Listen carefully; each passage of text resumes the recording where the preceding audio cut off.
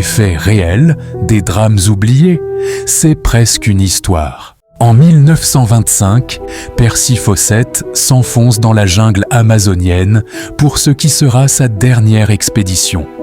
Il n'y va pas en aventurier imprudent, mais en officier britannique respecté, cartographe expérimenté, habitué aux territoires hostiles et aux zones où l'homme ne laisse que peu de traces. Depuis des années, Fawcett est convaincu qu'une ancienne civilisation a existé au cœur de la jungle. Une réalité effacée, engloutie, qu'il ne considère pas comme un mythe mais comme une certitude. Il la nomme simplement la Cité Z. En 1925, il décide d'y retourner une dernière fois.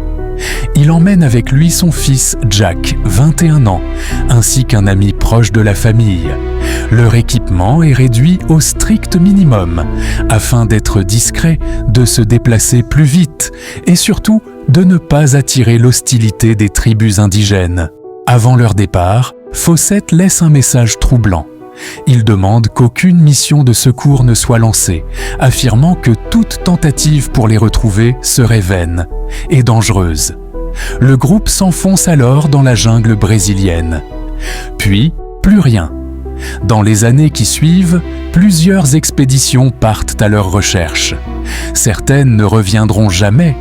Les autres ne parviendront pas à apporter la moindre réponse. Des rumeurs circulent. Des objets appartenant à Fawcett auraient été aperçus en possession de tribus locales, sans jamais pouvoir être confirmés.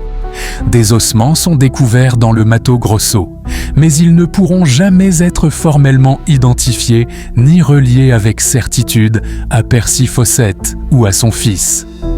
Que s'est-il réellement passé dans cette jungle sauvage et inhospitalière pour des explorateurs occidentaux ? Ont-ils succombé à la faim, à la maladie, à un animal sauvage ? Un siècle plus tard, Percy Fawcett, son fils et leurs compagnons n'ont jamais été retrouvés. Il ne reste que des fragments d'indices, des rumeurs jamais confirmées, et une disparition totale au cœur de la jungle amazonienne. La Cité Z n'a jamais été découverte, et Fawcett n'est jamais revenu. C'était presque une histoire.